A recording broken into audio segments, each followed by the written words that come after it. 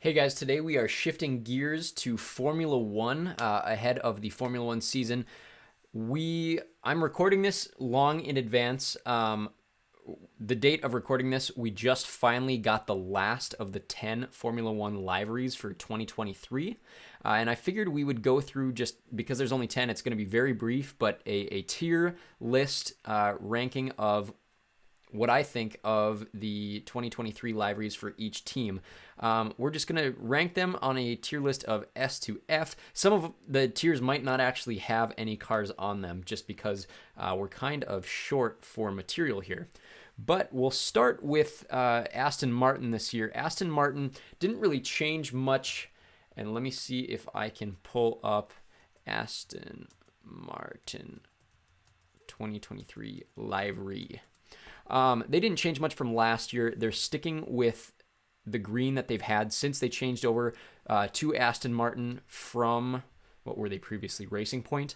When they switched to the green color, they haven't changed that much, but what they have changed in the last couple years is they've added this kind of, don't look at that. That is not the actual picture. This is closer to the actual picture. They've stuck with this kind of almost bluish green with the accents. They changed from the original pink last year to this lime green. So they have kind of a double green on green. If you're familiar with the XFL's Orlando Guardians, it's kind of the same idea there. I don't hate it. I like that we have a green car on the grid. It stands out compared to all of the different blue teams that we have. There's way too many blue teams on the grid for how few teams there are. But they didn't do much from last year. In fact, the cars are nearly identical. Obviously, some shape changes. They've made the side pods significantly smaller than they were last year, and just subtle changes to the shape of the vehicle. But in terms of the color scheme and the design of the car, it's almost exactly the same as last year. So I am going to put this, because I like green, I'm going to rank it higher than I would otherwise. We're going to put it right solid B tier. Next, we move on to Alpine, and let's pull up the Alpine 2023 livery. Again, kind of the exact same as last year. Don't look at that first picture. This is what we're seeing here. Now, Alpine does have the two separate liveries. They have that special pink livery that they're going to use on a few different races this year. We are not going to rank that, just for the sake of simplicity, each team having their main livery here. But they keep that BWT blue and pink that they added last year. It's the original Racing Point colors. Because of the BWT sponsorship, they really didn't add much. I think this Castrol icon is new, and it almost takes away from the look of the car just because of the colors that contrast with the rest of the vehicle. I miss the original, just like blue and white with subtle red accents that the original Alpine had in 2021. I do miss the Renault yellow. I wish we had a yellow vehicle on the grid. Like I mentioned, there's a lot of blue cars this year, so we're missing just kind of that whole spectrum of colors that we used to have on the grid. But all in all, it's not a bad design. In fact, I do like it enough to put it in B tier. I'm going to keep it. I just like the color green, so I'm going to keep it underneath Aston Martin. But it's not low necessarily by any means. One that I actually do really like in terms of an improvement from the last several years. I think this is the best look Haas has ever had. Let's pull it up here. I think this MoneyGram logo up on the top fin looks really good because the colors match the rest of the vehicle. Obviously, with all the stuff going on with the Russo-Ukrainian war, they've had to pull all of their Russian sponsorship. They were originally primarily sponsored by Uralkali, which is a Russian natural gas and petroleum company. They did add this Palm Angels logo right at the bottom, which makes the car look super American. Obviously, you're not going to have American flag colors on here, but I think everything about this car screams, to me at least, that this is very much an American-made vehicle. I like that they've added black as the primary color this year instead of having black as the accent color. They've reversed that from the black and white that they had last year as a default. I think this is a really good looking car. It's the only like standout black vehicle that we have. I shouldn't say that. There's another one that I do actually like more that is also black, but we will get to that eventually. All in all, I think this is the best car Haas has ever had looks wise. I'm going to put it in A tier. McLaren. McLaren has drawn back on the orange that they've had in the last couple years. They're really kind of making it. It is still the primary color of the car. Let me see if I can get a better look here. Which one is the actual? That's not what the car actually looks like. This is, right? Yes. This is probably the best angle we're going to get of the vehicle. So I'm going to zoom in here. No, it's not letting me zoom in. Maybe if I click on it. Here, let's see what pops up here. Mirror.co.uk. Yeah, it's about the same size. So obviously sponsored by Google Chrome there. It's got the chrome up on the top fin, chrome on the front fins, but it's really like what used to be a primarily orange car is now very much accented by that light blue. And I do like the light blue. It does kind of mesh decently with the orange, but they've made black kind of this very heavy secondary color on this car, which I think looks good, but like I mentioned earlier, I like having the different colors on the grid. I think having orange as the main color makes the vehicle stand out, and I'm bummed that they've kind of diminished it this year. So I'm going to knock it down. I'll put it between the two Bs. I'll put it above Alpine, but I will keep it below Aston Martin. Now we're back to that other black vehicle I mentioned, Mercedes. Mercedes has gone back from the silver that they had last year, and they are making this thing. Is this the correct? Nope, that's a concept livery. Show me the actual picture. There we go. Mercedes unveils all black livery. So last year they went back from black to silver, and obviously the results weren't good, and they're not blaming the look of the car for that. But if we look at this, I think it looks beautiful. They kept the Petronas teal. Come on, load here. Load, baby.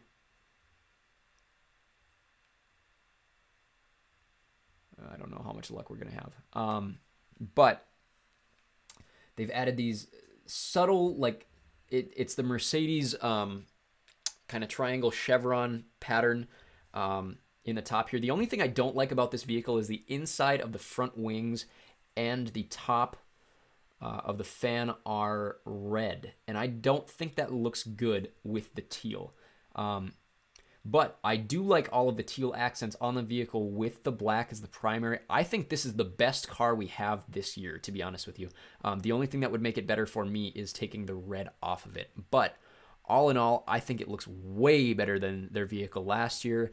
I'm not a fan of the silver as much as I am the black, and I think this could be a championship tier car if they're in the shape that they want to be this season. Next, I believe that one is the Ferrari. So let's check out this year's Ferrari. Obviously, you're not going to have many changes. Ferrari are pretty set on what they want their vehicle to look like. So what changes have they made this year? Ferrari.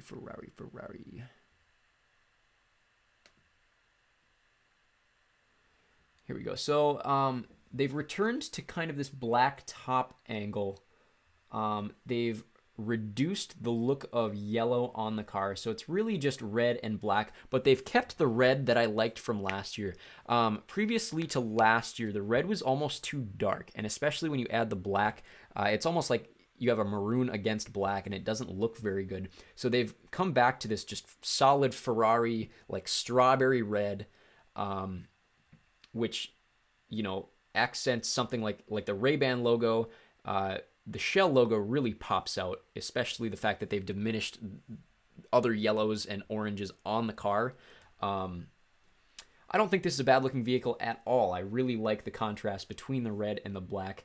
And I also love this. I mean, most cars have this shape of the back here, but I think it looks really good with the colors they have on the Ferrari car. I'll put it A tier, and I'm going to put it above Haas, actually. Next, we have Red Bull. Red Bull literally did not change anything. So for that, they're going fairly low. Obviously, it's a good-looking car. They kind of struck the design hot about 10 years ago, and they've really stuck with it. I think the nose looks a little funny this year. Maybe it's just me. I don't think they really changed anything from last year, but the nose with the yellow front looks really thin this year. And I don't know why it looks so awkward to me, but you have this awkward banana nose almost, and it's not like they changed anything from last year, but it just, if they did change the shape of the front nose of the car, it makes it look weird with the coloration. But all in all, they really didn't do anything. I think this is a C tier car. Okay. The Red Bull design in itself is very good. It's very standout. However, they've had the same thing for several years, and for that sake, I have to put it as the lowest so far. Next, we have Alfa Romeo. They did something that I'm not a huge fan of, and that is, Alfa Romeo. They took out the white that made their vehicle stand out. So I mentioned Ferrari having red against black, and Alfa Romeo having two red cars on the grid can get confusing. One thing that made them stand out is for the last several years, they've really had this red against white look. It's kind of the red version of the AlphaTauri. Like the AlphaTauri has navy and white, whereas Alfa Romeo had red and white, and that kind of made it stand out more. And I applaud them for going bold with the black this year. They replaced all of the white parts with black, but I think this looks very generic in terms of car design, especially when you contrast it with the Ferrari. All in all, though, it's a good-looking vehicle. I'm going to put it B tier, but like I said, the red and white look was just so stunning that it's kind of a bummer that they've taken that away from us. So I'm going to put this bottom of B tier. Next we have the one I just mentioned, AlphaTauri. So same thing here. They have had this navy and white car for forever, and it's looked beautiful. Here's a contrast from the previous year, right? It's solid navy and white. It's a very lack color. There's no color to it. It's kind of this what's the word I'm looking for?